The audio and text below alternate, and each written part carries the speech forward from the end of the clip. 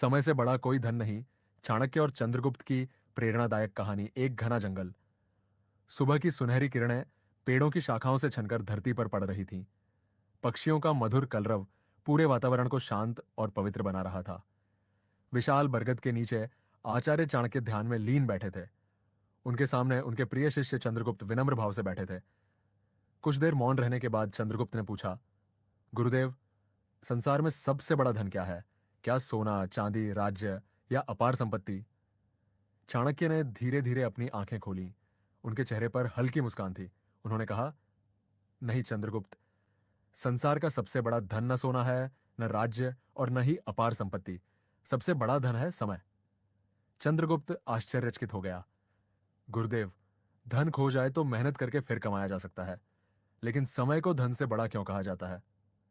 चाणक्य ने गंभीर स्वर में कहा, क्योंकि खोया हुआ धन लौट सकता है, खोया हुआ राज्य वापस जीता जा सकता है, लेकिन बीता हुआ एक क्षण भी कभी वापस नहीं आता।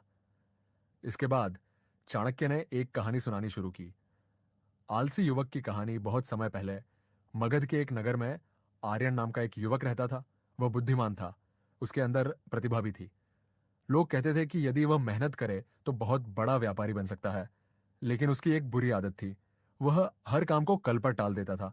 सुबह देर तक सोता, कहता, आज नहीं, कल से मेहनत शुरू करूंगा। दोस्त बुलाते तो घंटों बातें करता, मेले में जाता, खेलता, घूमता और हर बार खुद से यही कहता, अभी तो बहुत समय है। दिन महीनों में बदल गए, महीने वर्षों में, लेकिन उसकी जिंदगी वहीं की वहीं खड़ी रही। दूसरी ओर उसी नगर में एक और युवक रहता था। उसका नाम विक्रांत था। वह न आर्यन जितना बुद्धिमान था और न ही बहुत अमीर, लेकिन उसके पास एक ऐसी आदत थी जिसने उसकी जिंदगी बदल दी। वह हर सुबह सूर्योदय से पहले उठ जाता, दिन की योजना बनाता, जो काम उसी दिन करना होता उसे उसी दिन पूरा करता। लोग उसका मजाक उड़ाते, कहते, इतनी मेहनत क्यों करता है? जिंदगी भी कोई चीज होती है। लेकिन विक्रांत मुस्कुरा देता। वह जानता था कि समय किसी का इंतजार नहीं करता। 5 वर्ष बाद समय बीतता गया। 5 वर्ष बाद दोनों युवकों की जिंदगी बिल्कुल बदल चुकी थी। आर्यन अब भी वही था, छोटा सा काम करता था, कर्ज में डूबा रहता, हर असफलता का दोष किस्मत को देता। दूसरी ओर विक्रांत नगर का सम्मानित व्यापारी बन चुका था। उसके पास धन था, सम्मान था और सबसे बड़ी बात, उसके पास आत्मविश्वास था। चंद्रगुप्त ने पूछा, गुरुदेव, दोनों की शुरुआत लगभग एक जैसी थी, फिर इतना बड़ा अंतर कैसे आ गया? चाणक्य बोले, अंतर प्रतिभा का नहीं था, अंतर केवल समय का था। उन्होंने जमीन पर दो सीधी रेखाएं खींची। पहली रेखा छोटी थी, दूसरी लंबी। उन्होंने कहा, हर दिन तुम्हें 24 घंटे मिलते हैं। ये राजा को भी मिलते हैं और भिखारी को भी। अंतर केवल इस बात का है कि कौन इन घंटों का सही उपयोग करता है। समय का मूल्य, चाणक्य आगे बोले, यदि कोई व्यक्ति तुम्हारे 1000 स्वर्ण मुद्राएं चुरा ले तो तुम उन्हें दोबारा कमा सकते हो, लेकिन यदि कोई तुम्हारा 1 वर्ष व्यर्थ कर दे तो संसार की सारी संपत्ति भी उसे वापस नहीं ला सकती। चंद्रगुप्त अब पूरी तन्मयता से सुन रहा था। किसान का उदाहरण चाणक्य बोले, मान लो दो किसान हैं।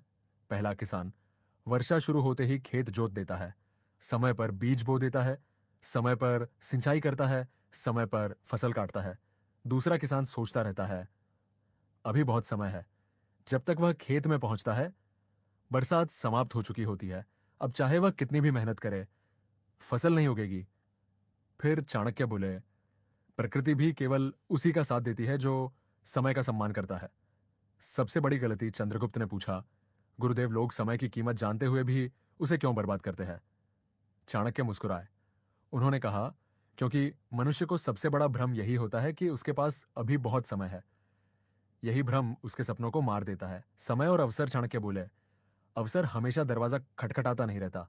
वो केवल एक बार आता है। जो तैयार होता है वह उसे पकड़ लेता है। जो आलसी होता है वह केवल पछताता रह जाता है। एक तीर की सीख, चाणक्य ने अपना धनुष उठाया। उन्होंने एक तीर चलाया। तीर सीधे लक्ष्य पर जाकर लगा। फिर उन्होंने कहा, ध्यान दो चंद्रगुप्त, यह तीर वापस नहीं आ सकता। ठीक उसी प्रकार बीता हुआ समय भी कभी लौटकर नहीं आता।